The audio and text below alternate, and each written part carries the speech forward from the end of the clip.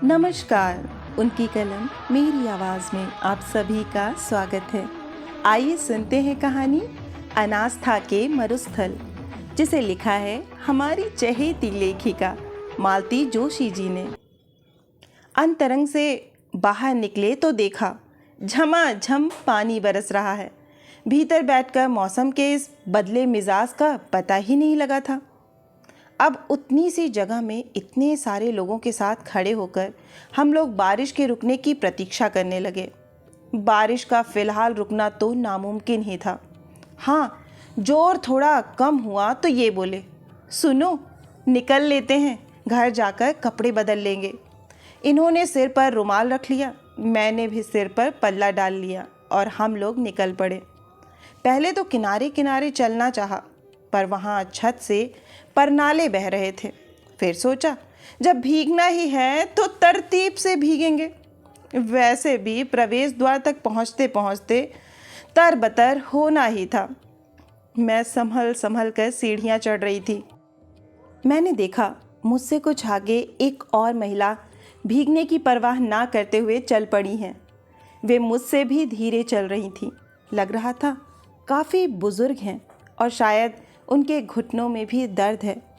कुछ देर बाद मैंने उन्हें पीछे छोड़ दिया था। गेट पर पहुंचकर ये बोले, तुम यहीं रुको, मैं गाड़ी लेकर आता हूँ। मैं प्रतीक्षा कर रही थी, तब तक वे भी बगल में आकर खड़ी हो गईं। चेहरा जाना पहचाना सा लगा, शायद कई कार्यक्रमों में देखा है। अकेली हैं? मैंने पूछा। उन्होंने सिर हिला दिया। कहाँ रहती हैं? अरेरा कॉलोनी। तो हमारे साथ चलिए ना, हम लोग उस तरफ ही जाएंगे। उन्होंने नानुकुर नहीं की। जानती होंगी कि इतनी बरसात में ऑटो मिलेगा नहीं, मिला भी तो रात में उतनी दूर जाने को शायद ही राज़ी हो। तब तक ये गाड़ी लेकर आ गए थे। इन्होंने मेरे लिए दरवाज़ा खोला तो मैंने भीतर हाथ डालकर पीछे वाला दरवाज़ा भी खोल दिया। इन्होंने प्रश्नार्थक दृष्टि से देखा। उधर अरेरा कॉलोनी में ही रहती हैं, ड्रॉप कर देंगे। अब इतनी रात ऑटो कहाँ मिलेगा? मैंने बताया। इन्होंने मुंह बना लिया पर कुछ नहीं बोले। हम दोनों के बैठते ही चुपचाप गाड़ी स्टार्ट कर दी। आपको अक्सर कार्यक्रमों में देखा है, हमेशा अकेले ही आती हैं। हाँ, अब तो अकेली ही हूँ, पर शौक़ है कि छूटता ही नहीं। शौक़ क्या, यह तो एक तरह से मेरे जीने का सामान ही है। घर पर? मैंने जानबूझकर वाक्य अधूरा छोड़ दिया। घर पर सब हैं, बेटा है, बहू है, पर उनकी अपनी मसरूफियतें हैं। मेरे साथ कहाँ तक घिसटते रहेंगे? फिर पीढ़ी का अंतर है। उनके शौक़ अलग, पसंद अलग। उनकी आवाज़ खनकदार थी, उच्चारण भी एकदम साफ सुथरा। आप लोग भी रसिक जान पड़ते हैं, उन्होंने कहा। जी हाँ, शौक़ तो बहुत है, पर हर जगह कहाँ जा पाते हैं। यहाँ तो रोज़ ही अच्छे अच्छे कार्यक्रम होते रहते हैं। हम लोग कस्बे से आए हैं, हमारे लिए राजधानी का सबसे बड़ा आकर्षण यही है। देखने सुनने के लिए यहाँ कितना कुछ है, बस समय चाहिए। आप उस दिन रोनू मजूमदार के कार्यक्रम में नहीं थी शायद? बहुत अच्छा बजाते हैं। मेरे ख्याल से चौरसिया के बाद उन्हीं का नंबर है। मैं चकित थी। इसी उम्र की मेरी माँ और सास अचार और पापड़ से आगे कुछ जानती ही नहीं। प्रकट रूप से मैंने कहा, मेरा बड़ा मन था, पर उस दिन ये टूर पर थे। आप गाड़ी नहीं चलाती? चलाती तो हूँ, पर रात में अकेले हिम्मत नहीं पड़ती। आप निकल आया कीजिए, लौटते समय मैं आपका साथ दे दूंगी। थैंक यू, मैंने कहा और दृष्टि अनायास ही इनकी ओर उठ गई। इनके चेहरे की रेखाएं प्रतिक्षण कठोर होती जान पड़ी। ये जरा रिजर्व नेचर के हैं, किसी के साथ इतनी जल्दी बेतकल्लुफ नहीं हो सकते। मैडम, आपको कहाँ छोड़ना है? इन्होंने खुरदुरी आवाज़ में पूछा। हम लोग अरेरा कॉलोनी के मुहाने पर खड़े थे। आप मुझे यहीं छोड़ दीजिए। आप बस का पता बता दीजिए, दोबारा भीगने में कोई तुक नहीं है। उनके निर्देशानुसार फिर गाड़ी ने 3-4 मोड़ पार किए। फिर एकाएक वे बोली, बस यहीं रोक दीजिए। इन्होंने गाड़ी रोक दी। मकान में घुप अंधेरा था। मुझे बड़ा खराब लगा। कैसे लोग हैं? घर का एक सदस्य बाहर है, कम से कम बाहर की एक बत्ती तो जला कर रखनी चाहिए।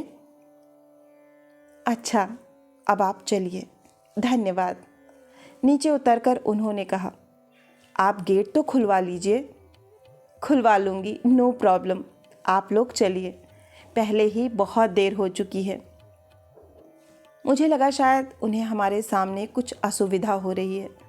नमस्ते करके हम चल पड़े। मैंने कनखियों से देखा। हमारे जाने के बाद भी उन्होंने गेट नहीं खड़काया, बल्कि वे आगे बढ़ गईं। हम लोग शायद थोड़ा पहले ही रुक गए थे। कहती तो 2 कदम आगे भी चले जाते। वे शायद तुम्हें अपना घर नहीं दिखाना चाहती थीं। Don't tell me. ठीक तो कह रहा हूँ, तुम तो एकदम गले ही पड़ जाती हो। यह महानगर है मैडम, यहाँ कस्बाई संस्कार नहीं चलेंगे। फिर 2-4 कार्यक्रमों में वे नज़र आईं। दुआ सलाम भी हुई। मुझे लगा लौटते समय वे हमें ढूंढ लेंगी, पर बाद में नज़र ही नहीं आईं। शायद पहले ही निकल गई थी। एक बार मैंने टोका भी तो बोली, हर बार थोड़े ही अच्छा लगता है। वो तो उस दिन बारिश हो रही थी, इसलिए मेरा ऑटो वाला कहीं अटक गया था। ऑटो वाला लगा रखा है क्या? यही समझ लीजिए। मेरा शौक़ है, इसे मैं अपने दम पर ही पूरा करती हूँ। किसी पर बोझ नहीं बनना चाहती। फिर भी अगर कभी ज़रूरत हुई तो आप ही को कष्ट दूंगी, यकीन मानिए। 1-2 बार मैं अकेले ही गाड़ी लेकर गई तो उन्हें मैंने ज़बरदस्ती बिठा लिया। कहा कि आपका ही सुझाव था, आपके ही भरोसे पर गाड़ी लेकर आई हूँ। अब आप पीछे नहीं हट सकती। एक बार मिसेस माथुर साथ में थी। बोली, आजकल ये मिसेस राय तुम पर बहुत कंबल हो रही हैं। ओह, तो इनका नाम मिसेस राय है? मुझे तो पता ही नहीं था। पूछने में भी संकोच हो रहा था। वैसे वे मुझ पर कंबल नहीं होती। अकेली होती हूँ तो मैं ही उन्हें रिक्वेस्ट करती हूँ। फिर भी उनसे बचकर ही रहना। उन्हें तो हर कहीं जाना होता है, चाहे राम किंकर जी का प्रवचन हो या भीमसेन जोशी का गायन हो, अरुण शौरी का भाषण हो या पिनाज मसानी की गज़लें हों। उन्हें किसी कार्यक्रम से परहेज़ नहीं है। अच्छा तो है, अपना बुढ़ापा कलात्मक ढंग से काट रही हैं। अरे बेटा बहू कोसते रहते हैं, उन्हें कोई कहाँ तक ढोएगा। आखिर बच्चों को भी अपने काम होते हैं। मैंने तो उन्हें हमेशा अकेले ही देखा है। खैर, आप इन लोगों को जानती हैं? हमसे 4 घर आगे ही तो रहते हैं। एक दिन मैंने उनसे कहा, आंटी जी आप अपना फ़ोन नंबर दे दीजिए। जिस दिन मैं अकेली रहूँगी आपको घर से ही पिकअप कर लूँगी। कोई फ़ायदा नहीं है, फ़ोन बच्चों के कमरे में है। मैसेज मुझे मिल ही जाएगा, इसकी गारंटी नहीं है। कई बार भूल जाते हैं। उनके घर का जो एक चित्र मेरे मन में उभर रहा था वह इस बात से पूर्ण हो गया। लगा कि वे भीतर बाहर एकदम अकेली हैं। कई बातों की जैसे आदत हो जाती है। शहर की सांस्कृतिक संध्याओं में उन्हें देखने की मुझे जैसे आदत हो गई थी। जब 3-4 बार वे नहीं मिली तो मैंने मिसेस मित्रा से पूछ ही लिया। पता चला? पता क्या चला, मिसेस मित्रा ने हिकारत से बताया, अरे टांग तुड़वा कर अस्पताल में पड़ी हैं। सुनकर बुरा लगा। इस उम्र में फ्रैक्चर, वह भी पैर का, बहुत मुश्किल से ठीक हो पाएगा। उनका घूमना फिरना तो शायद हमेशा के लिए बंद हो जाएगा। किसी तरह उनका पता ठिकाना मालूम किया। किसी प्राइवेट नर्सिंग होम में एडमिट थी।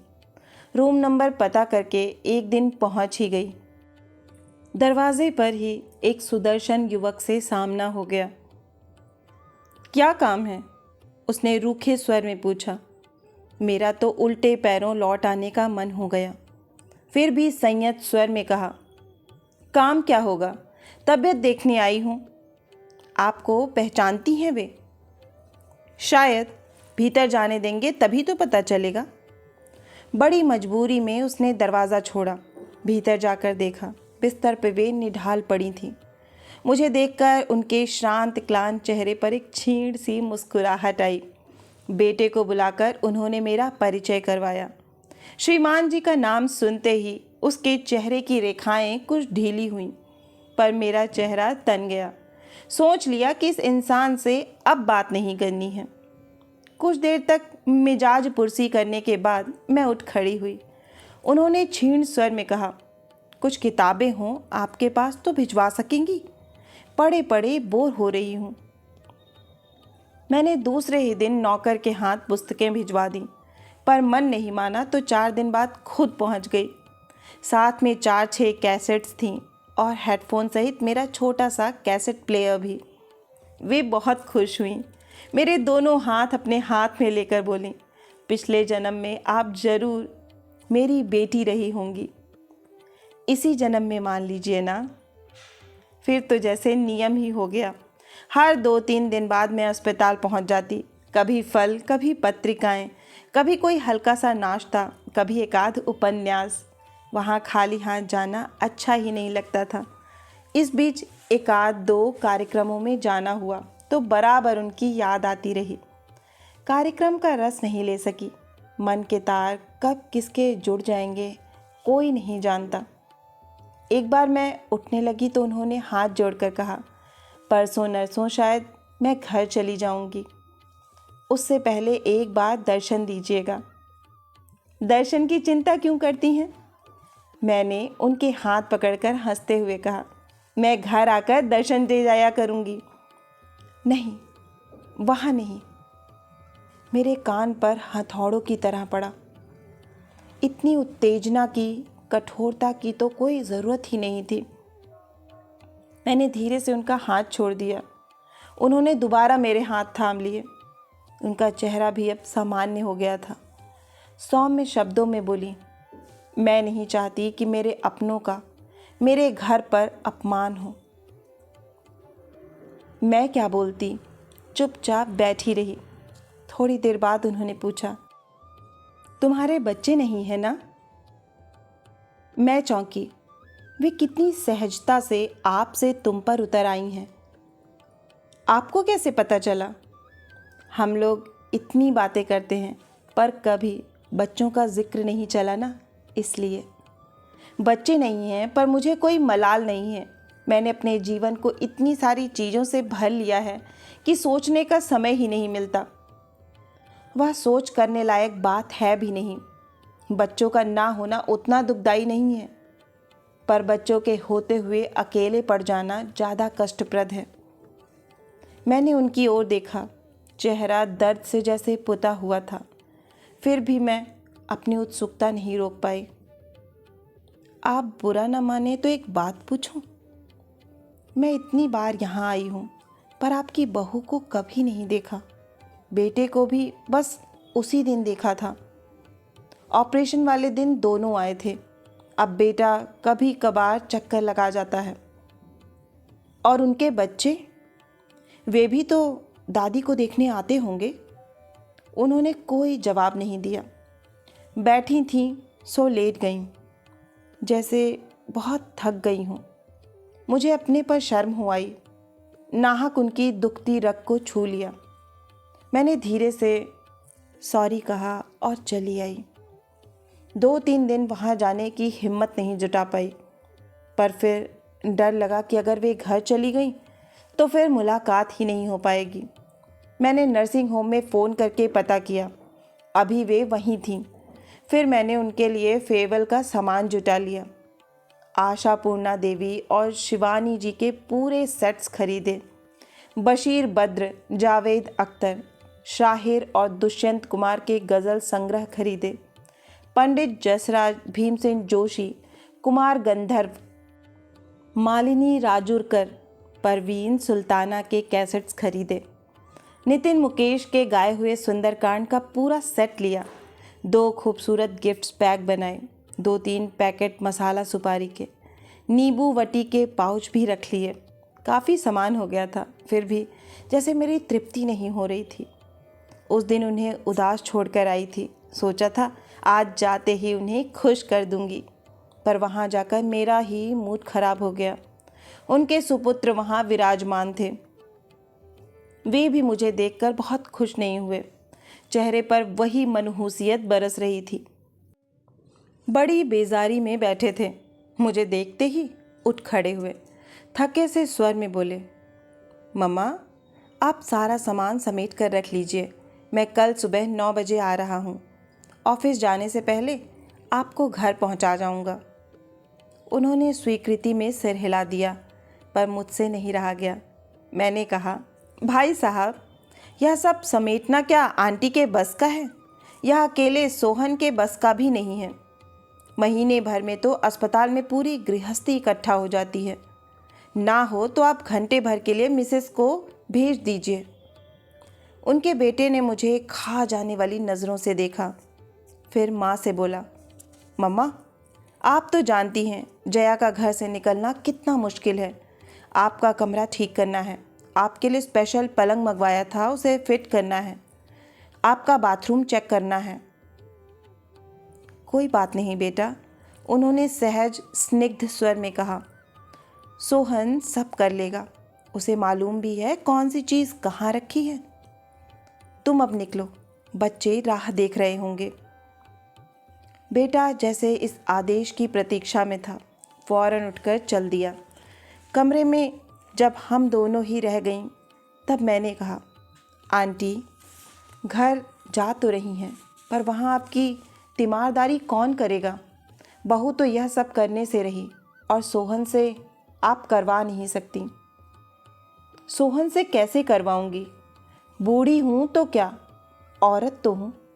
इसीलिए मैं यहाँ 8-10 दिन ज़्यादा रह ली।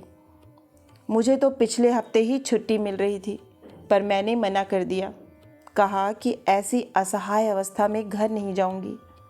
कम से कम मुझे अपने पैरों पर खड़ा तो हो लेने दो। यह आपने ठीक किया।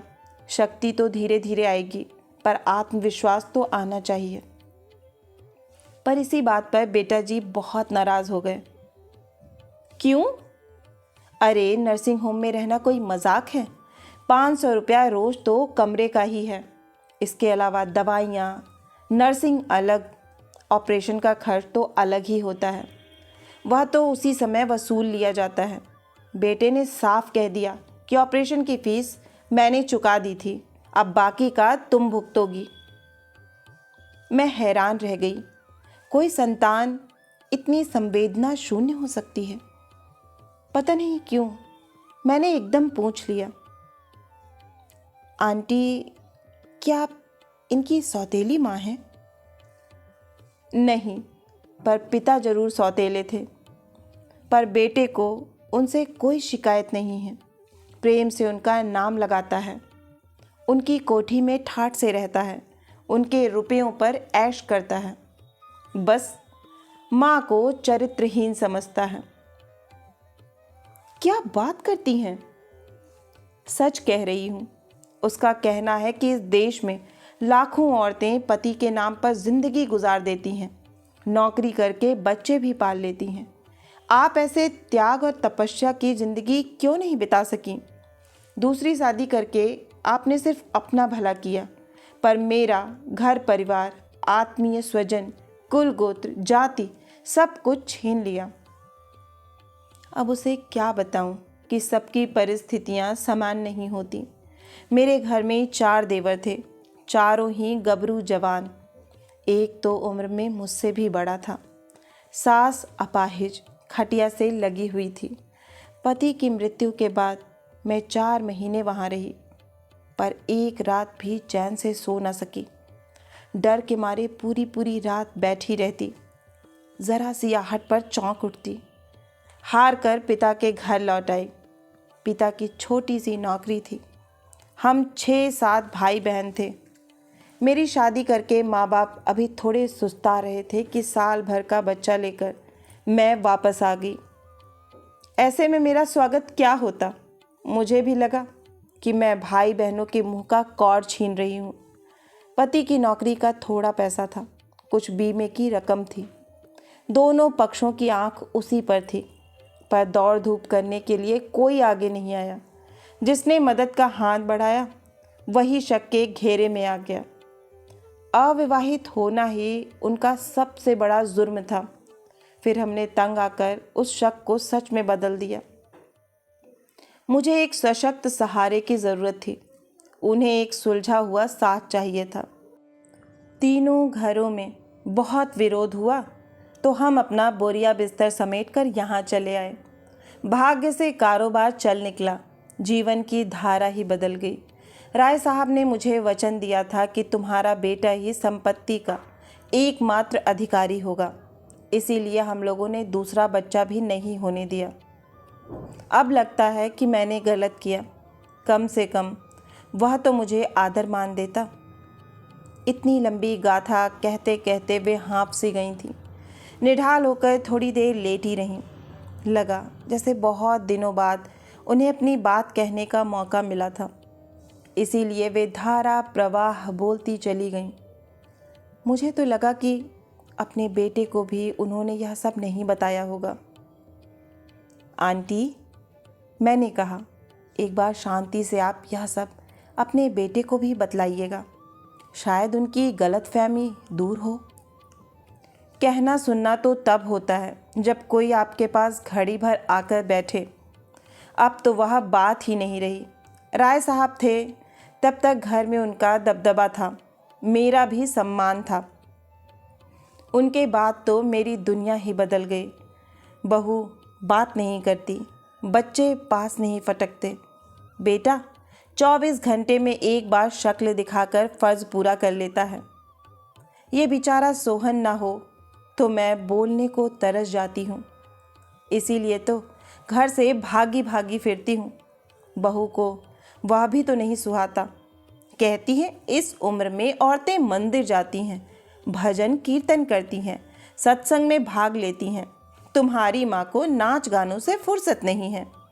यह सुनकर बेटे का दिमाग और ख़राब हो जाता है। आपकी बहू रानी तो बहुत ही खतरनाक है। पक्की कूटनीतिज्ञ है। राजनीति में होती तो बहुत दूर तक जाती।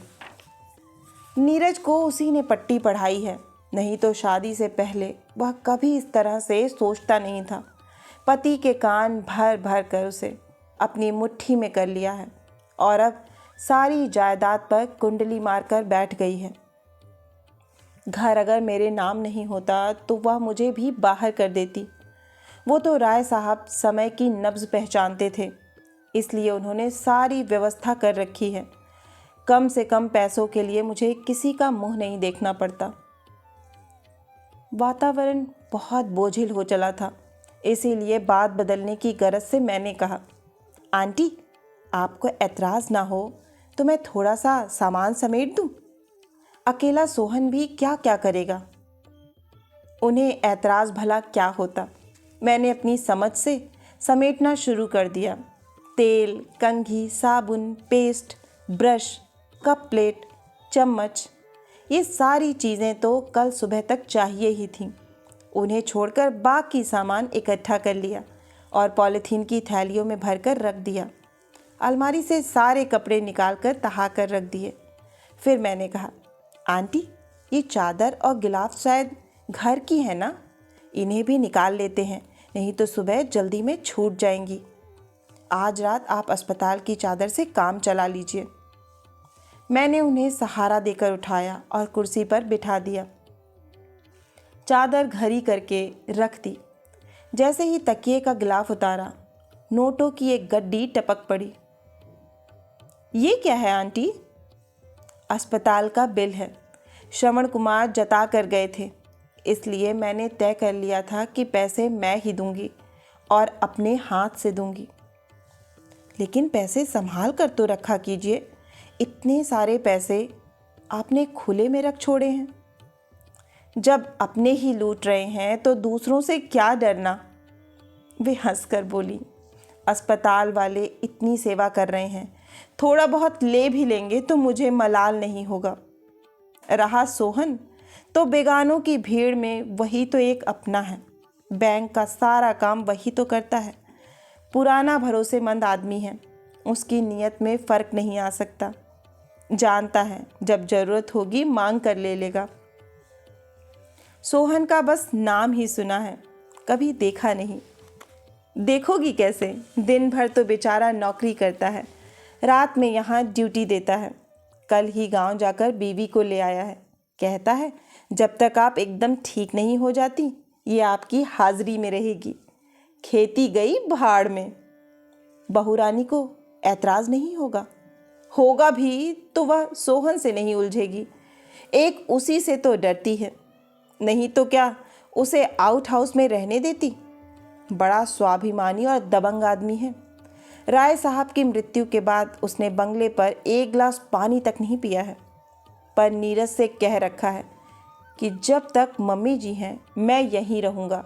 जिस दिन उनकी अर्थी उठेगी उसी दिन मैं भी विदा ले लूँगा और लौटकर इस घर में कदम नहीं रखूँगा। मैंने खिड़की की ओर देखा। सांझ का अंधेरा घिरने लगा था। मैं हड़बड़ाकर उठ खड़ी हुई। आंटी, अब चलूँगी। बातों में समय का ध्यान ही नहीं रहा। और देखिए तो आपके लिए सामान लाई थी, बातों बातों में उसका भी ध्यान नहीं रहा। मेरे साथ ही वापस घर जा रहा था। मैंने दोनों गिफ्ट पैक उठाकर पलंग पर रख दिए। ये क्या है? आपके लिए छोटी सी भेंट है, ताकि आप मुझे याद रखें। तुम्हें भूलना क्या संभव है?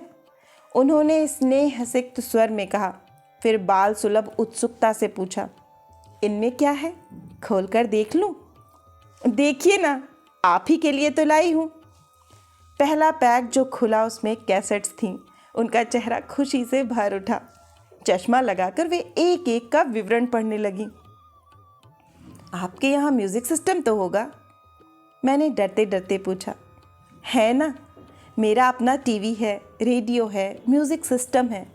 अब तो इन्हीं से काम चलाना है। बहू रानी की ऐसी नज़र लगी है कि अब बाहर निकलना तो असंभव ही हो गया है। मैंने कोई टिप्पणी नहीं की और दूसरा पैक भी खोल दिया। पुस्तकें देखकर उनकी आंखें आनंद से झलक उठीं। इस बुढ़िया के लिए कितना पैसा फूंक आई हो? आपकी पसंद की तो है ना ये किताबें? मैं अपनी समझ से ले आई थी। बहुत बढ़िया समझ है तुम्हारी। अब मेरे सूनेपन की घड़ियाँ आराम से कट जाएंगी। बस दुआ करो कि ये पुस्तकें ख़त्म करते करते ही मैं ख़त्म हो जाऊं। ऐसा क्यों कह रही हैं आंटी? अब तो क्राइसिस टल गया। अब तो आप ठीक होकर घर जा रही हैं। बेटा, क्राइसिस तो अब शुरू हुआ है। खैर, तुम अखबार देखती रहना। किसी दिन पर्सनल कॉलम में मेरा नाम नज़र आ जाएगा, बशर्ते ये लोग अखबार में दें। बस भी कीजिए आंटी, आज आप ये कैसी बातें कर रही हैं? शुभ शुभ बोलिए। मैंने उन्हें मीठी सी झिड़की दी, पर चाह कर भी यह नहीं कह सकी कि आंटी, अभी तो आपको बहुत जीना है। मैं जानती थी कि ये उनके लिए शुभकामना नहीं, बद्दुआ होगी, अभिशाप होगा। आशा है कि यह हृदय स्पर्शी कहानी आपको बहुत ही पसंद आई होगी। अगर पसंद आई है तो मुझे प्रोत्साहित करने के लिए एक लाइक करें, अपनों के साथ शेयर करें। नीचे कमेंट बॉक्स में कमेंट करके बताएं कि आपको कहानी कैसी लगी। और अगर आप इस चैनल से जुड़ना चाहते हैं और इस पर नए हैं तो इसे सब्सक्राइब करना ना भूलें। फिर मिलती हूँ एक नई कहानी या कविता के साथ। तब तक के लिए आप सभी का कहानी सुनने के लिए बहुत बहुत धन्यवाद।